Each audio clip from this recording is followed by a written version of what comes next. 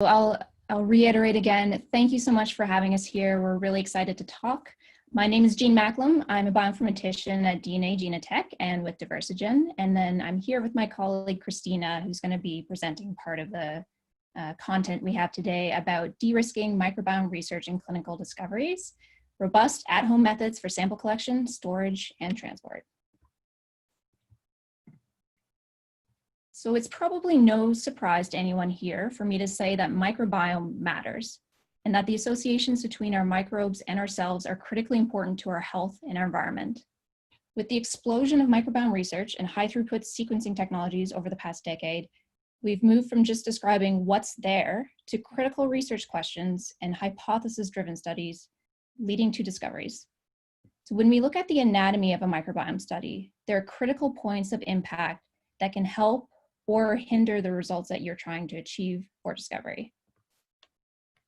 For the talk today, I'm going to touch mostly on these major impact points involving our collection and storage solutions here at DNAGenotek with our OMNigene line of products, and briefly on our end-to-end study design all the way through sequencing and data analytics offered from Diversigen. So as mentioned on the previous slide, one critical challenge in any study is being able to acquire the right type and the right number of samples. In our current global state facing our COVID-19 pandemic as we are, this has become an even larger obstacle to access high quality patient and donor samples. These issues underscore the need for reliable at-home collection options and for being able to store and save samples for short and longer term. A second large challenge of any study, microbiome or otherwise, is preventing the introduction of unwanted bias or noise into your sample process. So in order to generate a microbiome sequence data set, there are a number of steps that your samples have to go through. So from a total bacterial population, I'm sorry, I'm just going to move my cursor. So from the total bacterial population, a small portion of that sample is taken.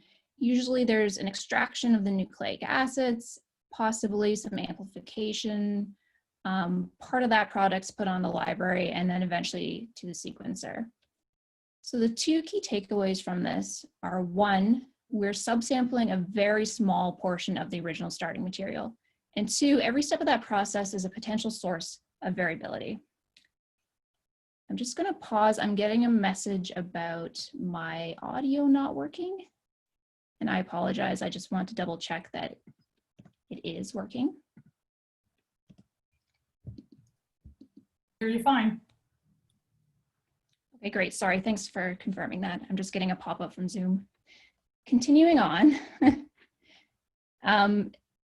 anyone in computing knows this concept very well, the idea that garbage in equals garbage out. So no matter how well you treat the data and no matter what fancy analytics you're applying, if your input is incorrect or poor quality, you're not going to be able to get the output you want. Instead, what you want to do is turn those precious samples into something more valuable. So sources of variability are broadly either biological, so these are factors in the underlying population such as age, diet, the microbiome complexity, and technical variability, so parts of the process that influence your sample at the endpoint. So sampling, your PCR primer choice, wet lab reagents, sequencing choice, all impact the technical variability. Ultimately, what we want to avoid is any bias, which are the unwanted variability obscuring that true biological signal. The true biological signal is something called the effect size, and it's the amount of change between the two groups relative to the underlying variability. So as an example on the right, there are two groups plotted here on a PCOA, so one colored black, one colored gray. And the first panel shows a very large effect due to bias. So the two groups are highly separable, but it's almost certainly due to a methodological choice since the differences are so extreme. A large biological effect in a microbiome study would look more like panel A, where the gray group and the black group are highly separable, but still somewhat variable and somewhat overlapping. But ultimately, most effects that we're trying to measure in microbiome, so say due to a drug, a disease, a dietary intervention, have very small effects, so more like panel C and D, with very large variation. So therefore, as much as possible, you don't want to introduce additional variation in the process that impairs your ability to detect those very small microbiome changes. So today for the rest of the talk, we're going to present a few key concepts and studies showing impact of variation, mostly in collection and storage. The first being a short-term stability, so an under 7 days storage evaluation of fecal microbiome samples, a long-term 60-day hold stability, and then finally showing reproducibility and replicate consistency. I'm also going to describe a few key tools we're developing and using here at DNAGenotek and Diversigen to mitigate some of this bias and variability I've just talked about. So the first is our sampling devices for collecting biological samples. They are available for a range of biological sources. There's vaginal, salivary, and gut, for example. And they've all been very well validated and tested internally, as well as through external studies and academic and clinical research publications.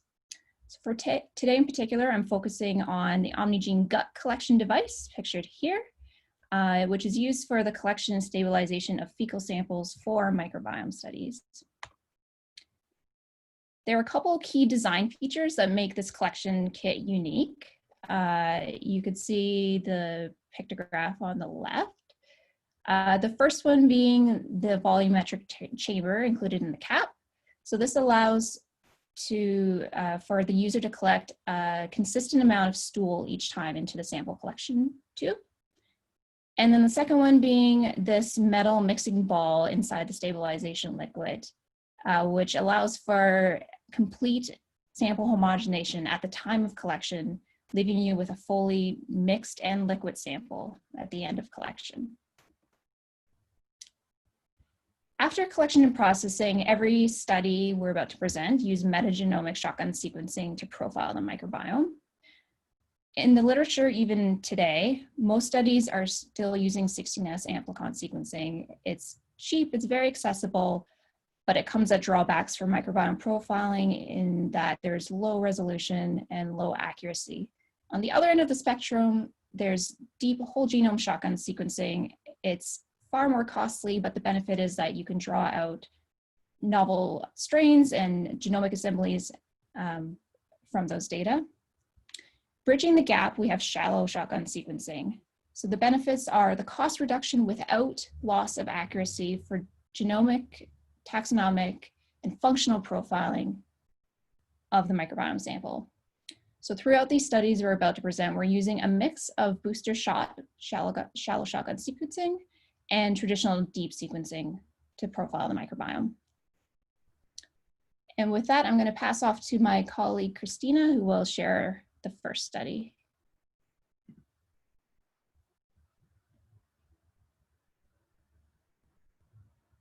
All right.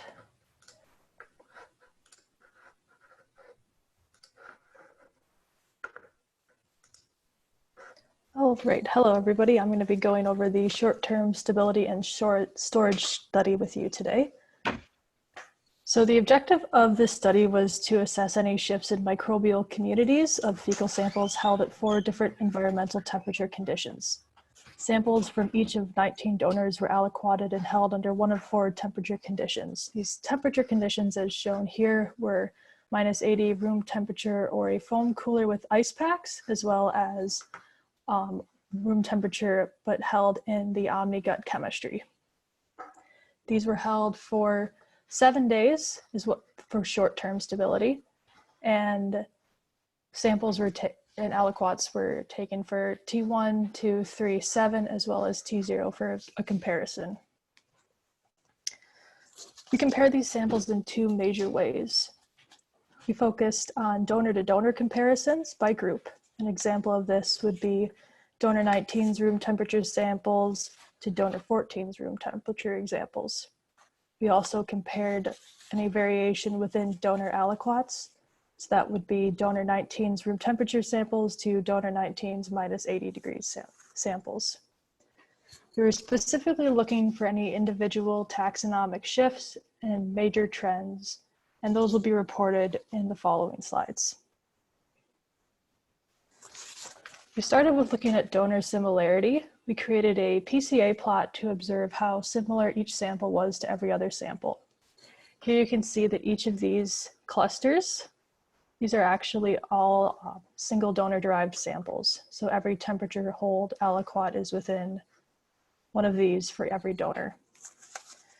We noticed that donors tend to cluster with themselves specifically rather than by a temperature or a time point, saying that donor to donor variability is less or is greater than within donor variability. We restructured the PCA plot to view it as a dendrogram to look at a finer resolution of these relationships. Again, we see that donors form their own clusters. There were two outliers. They're shown right here. They were technical replicates at T7, and they just had a much lower read count than the rest of the samples. So we removed them for further analysis.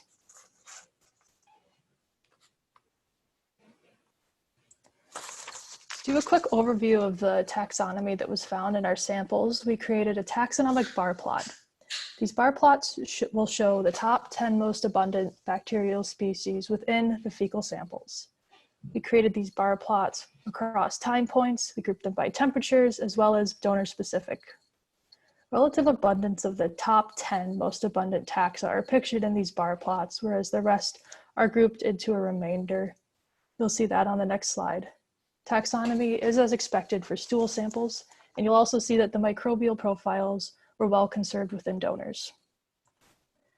So here's the bar plot for donor 13. As you can see here, we started at T0, and we took time points at T1, T2, T3, and T7. So here at T3 for room temperature, there was a shift in the microbial profile, and we decided to take a closer look into these to see if they were significant, because this isn't very extensive and we need a little bit clearer of a picture. So moving on, this is the evaluation of our room temperature held samples. We took raw fecal samples and held them at room temperature for 7 days. Extraction and Diversigen booster shot sequencing was performed at 5 different time points. As you saw in the previous slide for the bar plot, it was T0, so the raw sample, as well as T1, T2, T3, and then finally at T7 for our short term. We considered T0 as the baseline for all comparisons as to what the fresh sample's microbial profile would look like. Acheson's distance metric was used to measure the change in the microbe composition between these time points and for donors. So here's the plot that we ended up with. So you can see here that we plotted and grouped Acheson's distance metrics from T0 to T7. Each point represents the Acheson's distance metric from a donor sample to that same donor's sample at T0. For example, this dot is showing the distance between the microbial composition of T1's sample, or donor X's sample at T1 compared back to T0. It's important to note here that T0 is made up of the technical replicates taken from the sample at time 0 in order to look at the expected variation per donor's composition at time 0. Here it's also very nice to note that for these room temperature stored samples, there's a steady increase in Acheson's distance for each day, suggesting that the microbial profiles are definitely changing as you're storing at room temperature unstabilized. We also held our samples in a cooler filled with ice packs for 7 days. Once again, there was 5 time points, T0, 1, 2, 3, and 7. Again, T0 was considered as the baseline for all comparisons, and the Acheson's distance metric was used. These samples were specifically held in a cooler with ice packs put in it rather than in just a cooler just on ice. We also measured the temperature across the 7 days to check for how it fluctuated within the cooler. So here's a similar plot as we saw in room temperature. Again, we can see that there's a steady increase in variability based on the Aitchison's distance. Oops, sorry about that. The Aitchison's distance from T0 to T7. Once again, each point is the Aitchison's distance between a donor's sample at that time point back to T0, and T0 are technical replicates.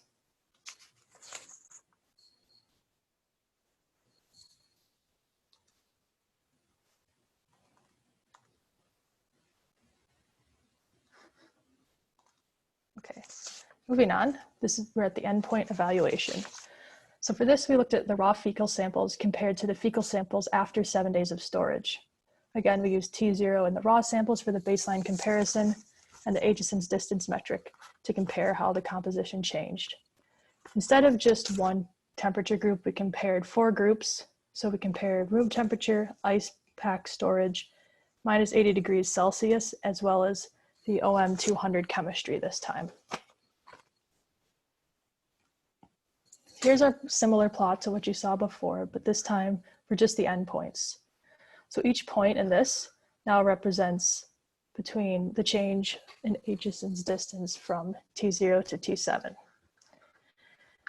We used the T0 replicates once again to show the expected variability of fresh samples for each donor. We note here that minus 80 samples are very similar to the raw samples. Also note that samples stored in the OM200 chemistry are very similar to the T0 replicates. It's also very important to see here that the ice pack samples and the room temperature samples are almost equivalent in the amount of change and do not reflect the microbial profiles of the T0 replicates. We'll move next to our technical replication evaluation within the short-term stability study. Extraction replicates at T7 were taken for minus 80 and OM200 samples. The purpose of this was to ensure consistent sample composition between aliquots after 7 days of storage. So here again, we show the 3 extraction replicates per donor taken at T7 for samples stored at minus 80 degrees Celsius or within the OM200 chemistry. The Aitchison's distance of extraction replicates are similar between the 2 storage methods.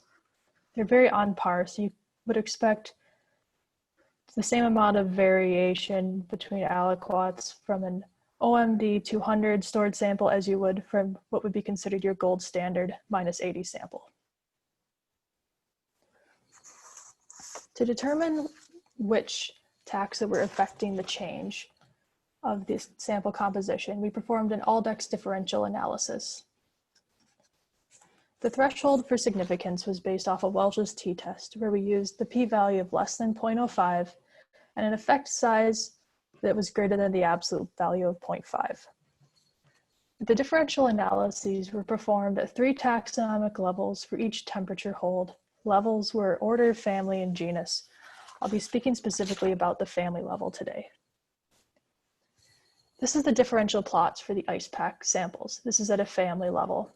The red dots you see here, there are any specific taxa that change significantly. They met the 0.05 threshold for our significance value.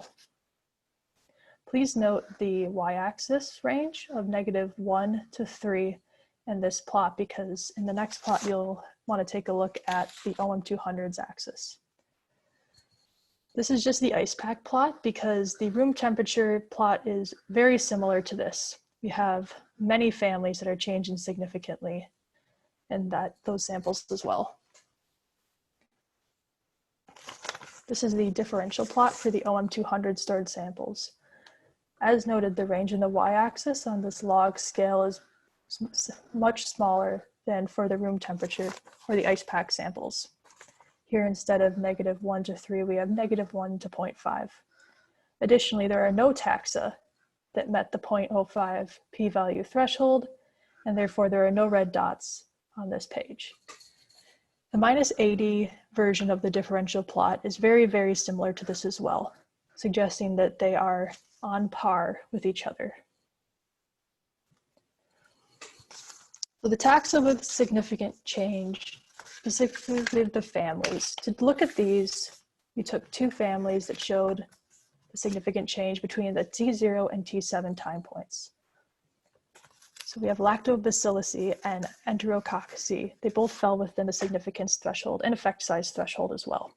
Families only showed significant change in the samples stored at room temperature or in a cooler. As I said before, there were no taxa with significant change for samples stored at -80 or in the OM200 chemistry.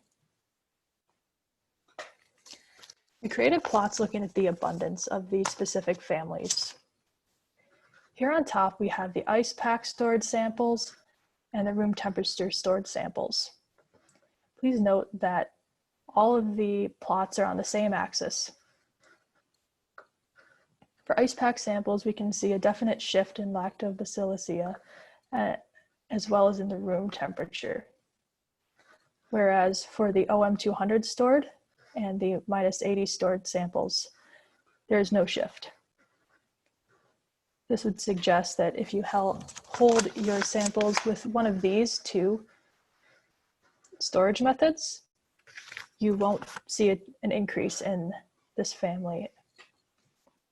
Additionally, you can see that the enterococci family had a very similar change in growth. There's a little bit lower of an axis here where they fall. However, the changes were considered significant in room temperature and ice pack samples.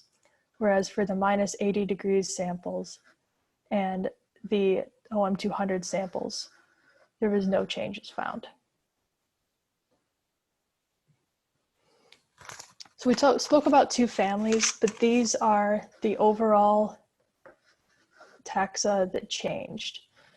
So as I said before, there were no significant changes when held at -80 or within the OM200 chemistry.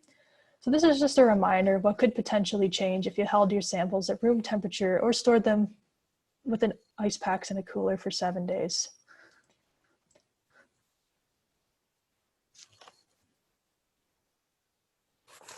Finally, we're going to look at another study that was done by Zgorzelek et al. So here, a homogenized stool sample was stored in a domestic freezer for 30 days. DNA was extracted and used for qPCR to compare bacterial taxa abundance. All bacterial taxa tested showed some change in abundance by day 30.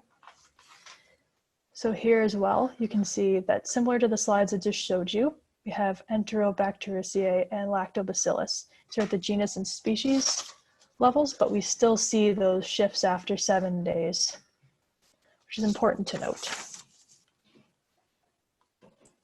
Finally, I'd like to summarize these results. Storing raw fecal samples in OM200 chemistry is equivalent to storing samples at -80 degrees for 7 days. Using a cooler alone to ship samples is not enough, and it will result in shifts in your microbial community composition in your fecal samples. These shifts will be similar to what you would see if you left your samples out on your counter for 7 days. So shipping samples collected at home using an ice pack and a cooler will not stabilize your samples. And now I will pass the slideshow back to Jean. Thank you, Christina. Just before we move on to our other studies, our long-term storage and stability and reproducibility that I mentioned, we're going to pause for a few questions. I think Molly has a few queued up. Yep, thanks, Jean. I'm actually going to work in slightly reverse order from some of the simpler questions.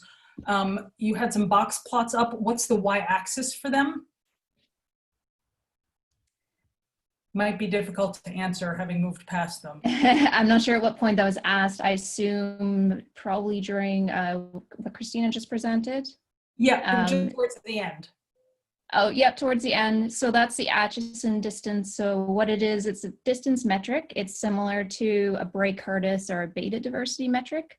So in every single case, a sample is compared either to a later time point or to another sample, and the distance is a direct measure of how similar those microbiome profiles are. So are you looking at the same taxa distribution, or is there a measurable change affecting it? Okay. We have a couple questions about the O200 samples. Were they stored at room temperature or -80? Yeah, that's a great question. They were all stored at room temperature. So Okay. every OMNigene GUT device was stored for room temperature for the variable time. The only ones at a different temperature change were the -80 samples that were immediately put into -80 and held for that time period at that temperature. Okay. We have a question about shallow shotgun. You said strain detection for known dominant strains is greater than about 1%. Can you explain a little bit about what you mean there? Yeah, that's an excellent question. I don't like doing this, but I think I'll defer that for now. There's Okay. additional explanation for where those values come from and that sensitivity. And we're absolutely happy to talk about any of that in more detail, possibly afterwards. Okay. I'll just add to that as well. When we introduce shallow shotgun, it's approximately 2 to 2.5 million reads, just so you have a sense of where that lies. Deep shotgun or traditional metagenomic shotgun would be upwards of, say, 10 million per sample. I have 2 more quick questions and then one more in-depth one, and then we'll let you move on. What database did you use for taxonomy classification? Sorry, I think I missed a little bit, but I think you're asking for taxonomy annotations? Yeah, sorry, what database or reference database did you use for taxonomy classification? Sure, we actually use multiple. Booster Shot has a database that is available and is used for the studies, but because these are internal R&D studies that we really want to test the extent of the products and the methodologies, we use other options as well. So some of the data includes different mappings to RefSeq database, so a custom pulled RefSeq, and one known as the progenomes, which is a curated set of reliable or supposedly reliable genomes for reference. Okay, 2 more, one hopefully quick one here. I never know whether these answers are going to end up quick or more extensive. I believe this was asked during the first data that was presented. The comparison data are based on 16S. So all the data from the studies they're not 16S, they're all metagenomic shotgun sequenced data. Perfect. So full shotgun. Okay, so last, sorry, go ahead. I hope that's what that refers to, but any data we're presenting is shotgun. Okay, last one of this first set of questions. Could you comment on the efficacy of different assemblers to assemble the short reads? De novo assembly is great, but there's no way to know if the assemblies produced are actually accurate, which aggravates the problem further for much more diverse samples such as wastewater. Any thoughts would be great. Yeah, that's a great question, a great comment. This is outside the scope of what we're presenting today, but obviously something on our mind because there's challenges, there's different methodologies in the field for how to do this. How do you extract something de novo and actually validate it? We're looking at these things internally, but I don't have anything in that presentation today as to what we're using or recommending in that sense. But I think that's a very important note that when we're dealing with fecal samples, as we're talking about today, there's a lot of reference databases that make it more annotatable. There's well-known strains and genomes available. Whereas when you're moving into other sample types, wastewater, for example, environmental, clearly lack of references are going to impact that additional variability that you're going to get from trying to assemble or trying to map. So I would layer that on into this whole message of, if you're trying to detect changes, it's going to be increasingly difficult if you are unsure or don't have a standard to kind of compare to. Okay, with that, I will go back on mute and let you continue, and we'll continue to queue up questions for towards the end. That's great. Thank you. Thank you so much. And thank you for everyone who's submitting questions and thinking about these things. So flipping back, I'm going to continue from where Christina just left off. She presented data of a time course of 7 days and how samples are affected beyond 7 days. So we have evaluated the effects of long-term sample storage and stability. Let's get that to continue. So in the same study that Christina just presented, we looked at the changes over 60 days. So these are samples, the exact same donor samples that were extracted or collected and then further extracted downstream in the same conditions. In the case of the OMNigene collected samples, they were held at room temperature for 60 days and compared back to the other conditions of unstabilized or the -80 gold standard. And just to orient you again, because there was a couple questions on this, so you'll be familiar with these plots. We're using the Atchison distance to measure the change either between samples or between samples at different time points. So as Christina nicely presented, our comparator is always normal sample variation, which is the first plot here. If you just go and take multiple samples from a stool and sequence them, this is the amount of variation or change you would expect to get just from that process alone. When we look at the next few comparative plots here, so this is OMNigene GUT collected samples and OMNigene GUT after 60 days, they are on par and no different from normal sample variation, meaning that, oh, I'm sorry, that jumped ahead. Meaning that using the collection device is not introducing any additional technical variation. And then in comparison to the gold standard -80, so held at -80 for 60 days, they are, again, not significantly different, maybe slightly better, but in this case, we'd say at least on par with the gold standard. In extreme contrast, unstabilized samples after 60 days show a massive shift in their microbiome profile. And this is approaching the between donor differences here, which are the largest differences we'd expect within these sample types. So when I talk about effect size, it's really important to think about these changes in this way. So these are the same data plotted with that differential analysis that Christina described. And in any case with OM, there's no additional variation that's being measured here. All the points before and after collection and after time series are not introducing changes that we don't expect. The -80, again, performs well. And then in contrast, here's something that introduces a lot of change. So room temperature samples that are unstabilized introduce significant changes and significant variation into the study. And for visual reference, here's what effect size looks like when you have a large effect on the left. So the between differences are big, you can easily separate that these two groups are different, versus an effect size that's closer to 1, meaning that the difference between the means of these two taxa is different. You can see the medians are different, but they're so overlapping that that variation is obscuring our ability to evaluate whether they are truly different.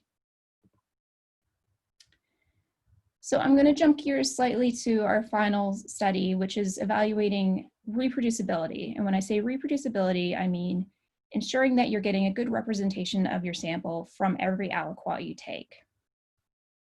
So this kind of technical reproducibility, as I call it, was compared within our own collection devices with extraction methods that we recommend, and for contrast with a competitor collection procedure and a competitor extraction. What's really important is that every donor sample that was input was extracted in triplicate to be able to measure the effect of that technical variation. So I'll first show the per donor replicates. So each donor is along the bottom. If we hone in on sample 8, again, we're plotting that magnitude of change within each group that I just described. And then additionally, you could see the variability added. So in every case, and especially in donor 8, the amount of change and that spread of difference between the 3 technical replicates is much, much smaller than alternate methods, and in some cases, extremely smaller than some donors. This is the exact same data. I've just plotted it by group to show you that, again, our OMNigene collection device with recommended extraction provides the least amount of change, and that increases as you choose a different extraction method. On the right is the measure of coefficient of variance between those 3 replicates for the donors. So in every case of a donor collected with OMNigene, sorry, not in every case, in 9 out of 10 cases for every donor collected with OMNigene, the coefficient of variation between those 3 replicates I described is under 5%. And in contrast, if a different extraction methodology is chosen in the second point, or a different extraction and collection methodology, the variation increases massively. And so in this case, only 3 of 10 samples are below that 5% coefficient of variation.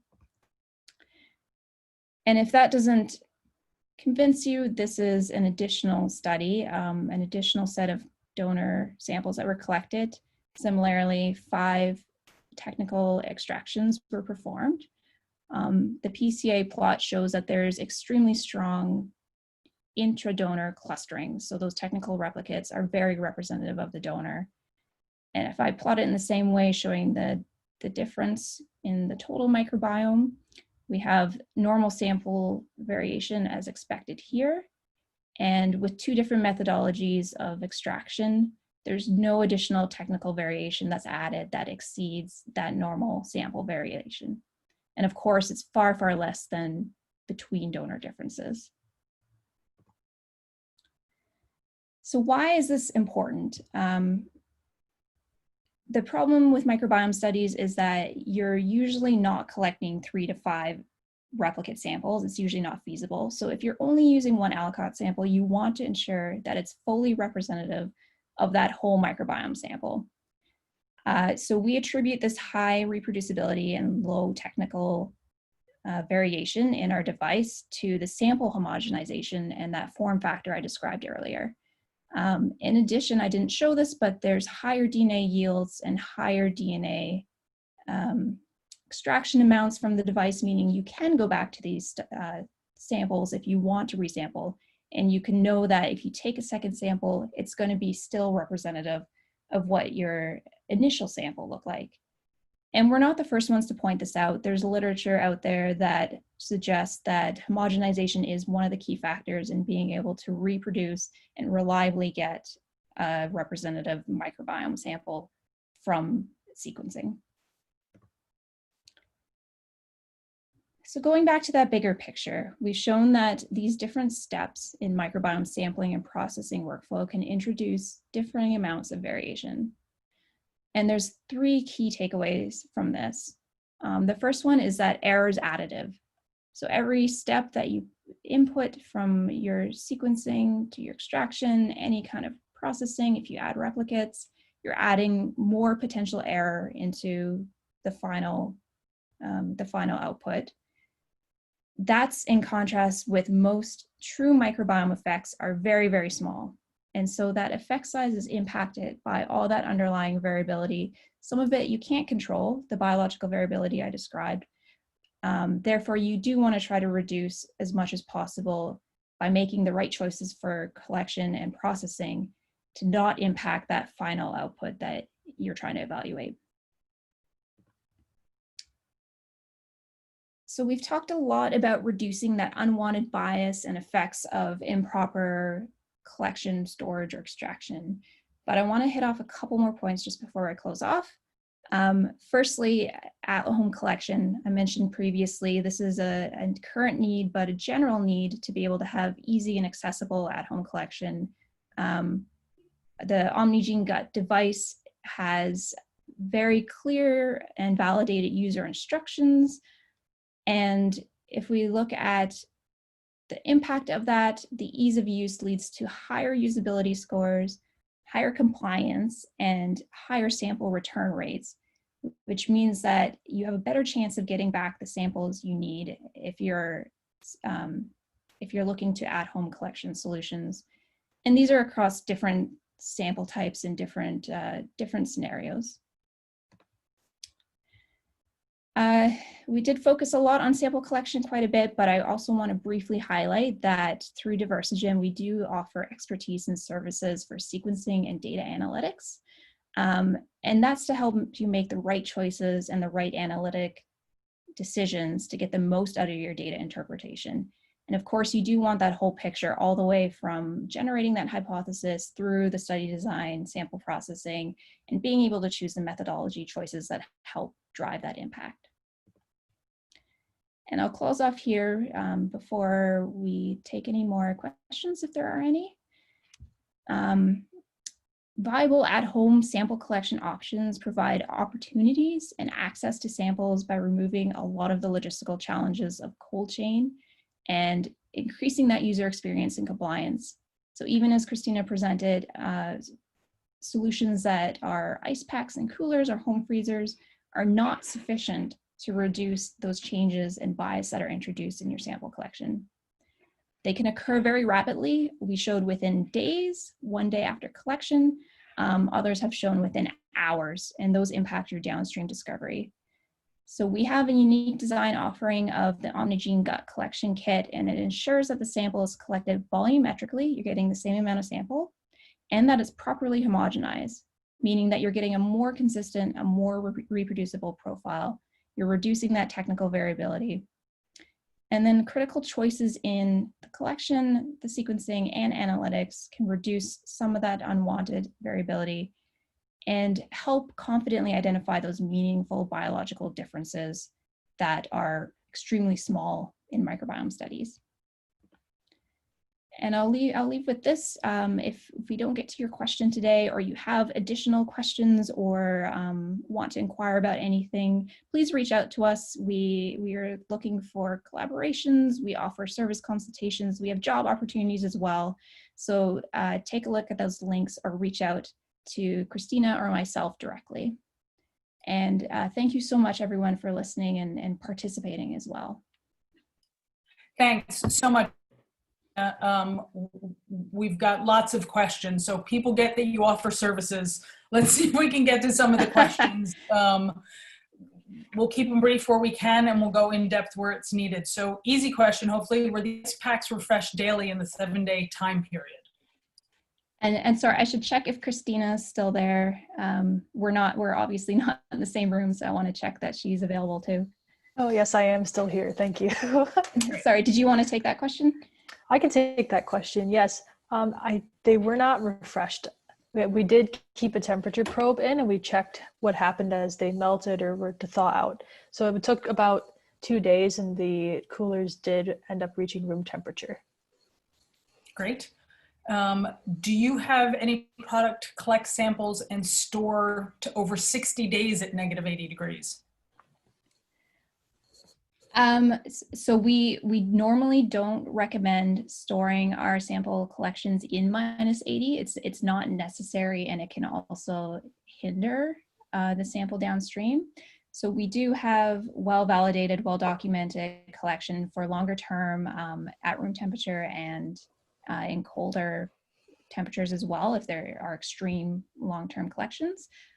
So I can certainly redirect or send any additional information if this person's looking for the specifics of that. They're also available on our website too.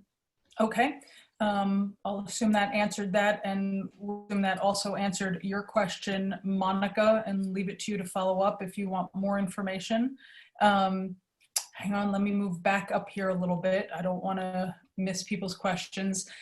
Have you evaluated viability and recovery rate of the different bacteria at different time points? That's a great question. We certainly don't want to ignore in microbiome studies that there's so much value in being able to recover viable samples or having alternate methods for evaluating maybe culture studies. In our products, the sample is totally inactivated. It's completely designed for that. This is part of the reason that it works so well in freezing that profile. You're getting a very consistent, a very stable and neutral sample. So it's not designed with that in mind. That said, we have thought about this, of course, of being able to have downstream ability with collecting samples for other applications. Okay. Very technical question. When you say ice packs, do you mean actually freezing the samples at -10 degrees, and in this frozen state, samples changed almost at the rate of RT change, or do you mean putting ice packs in with the samples? So I can take that one again. Yep. So they weren't frozen. They were placed inside of a cooler on top of ice packs. Okay. So I hope that answers the question. I hope it does too. Like beer. I'll extend on that. Sorry. No, that's great. Great question. The whole purpose of the study was really to simulate, say, a lab or clinical environment where samples are being collected throughout the day. They're thrown into a pre-cooled cooler, so the cooler already contains ice, and then they're sitting there for maybe an indeterminate amount of time. It could be hours, it could be days. We specifically looked at days with the idea that some samples would be either shipped or transported somewhere else, and that was the preservation offered, was having the ice packs remaining in the cooler and the cooler remaining sealed. Does OMNigene GUT support microbial viability? I think you said viability. Yes. Yeah, so I think that's quite similar to the previous question. So again, the answer is no, because we're ensuring with the sampling that you are freezing that profile. You don't want any changes, and because of that, there isn't a viable recoverable portion of it. If this is a question that other people are asking, I can certainly direct that to the right place as well, if you're thinking about those things. Okay.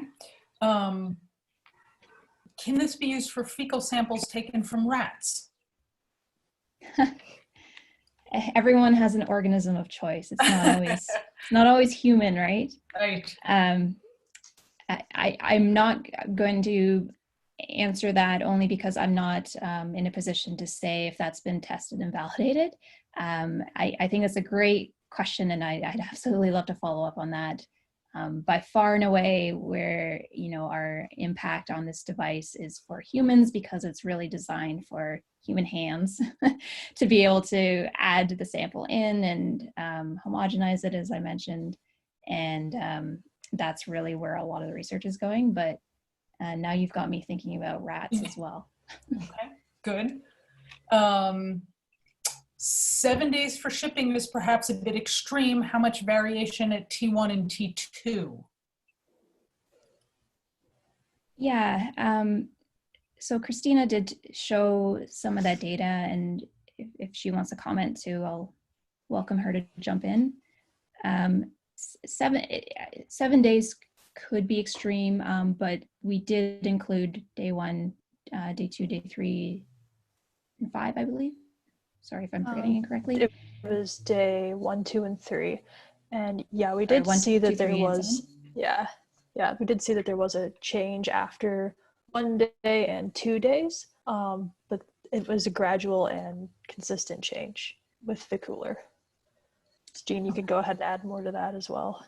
Yep, no, that's great. And I think just to reflect your comment that after 2 days, the cooler still reached room temperature. So at that point, the sample had no longer had any cooling preservation.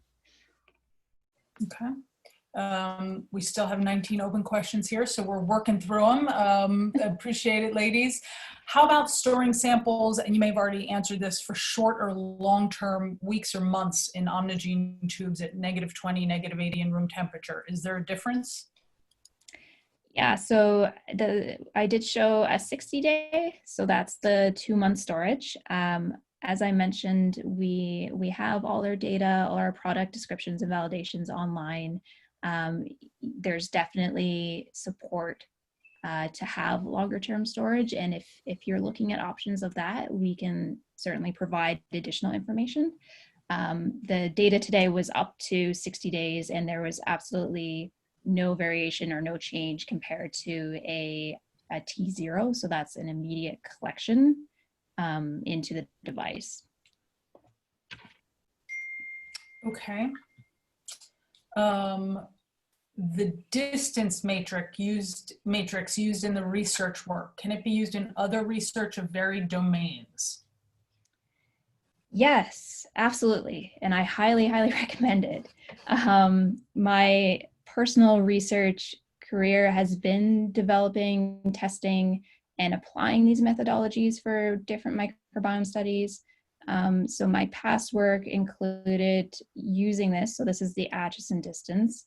It's a compositional approach, which is a very, it's a current trend in microbiome. It's been around for a while, but people are looking at it more and more because it provides a better way of evaluating changes without having the effects of proportions affecting your data.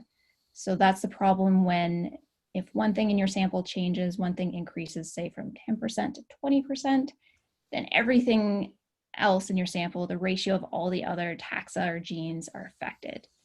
So the Atchison distance gets around that problem. It's applied to any type of microbiome, any type of sequencing study. There's lots of literature out there. And it's used, or variants of it are used in other omics types too, like metabolomics and proteomics, where you have that same ratio effect that you're trying to mitigate. So it is far more reaching and useful than just the applications we're showing today. Okay. I may butcher this next question, so I apologize, Zachary. ALDX2 can be conservative in terms of the number of significant taxa associations detected.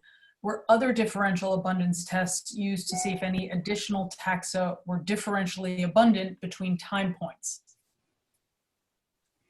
Yes, that's an excellent question. So the tool is ALDX2.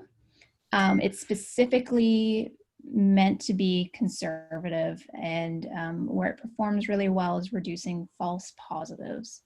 And so if, depending on your goals in your microbiome study or your analytics, there's kind of two approaches. You can try to get as many differences as possible, knowing that your false positive rate, so the number of those differences that are not truly different, is going to be high.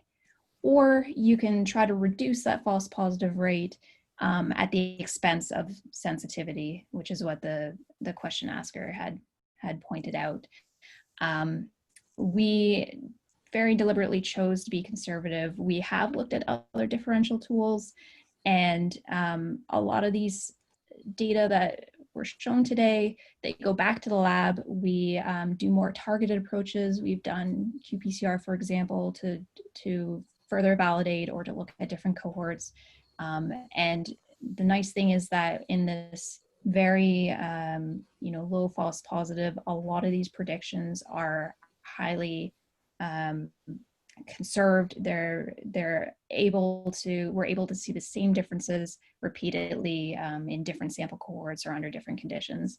So it's really providing an increased confidence, I think, in knowing that what we're testing are true, you can call them biomarkers, but true markers of change, rather than having to weed through a lot of predicted changes where many of them are just going to be false positives because of the underlying data and the problems associated with it.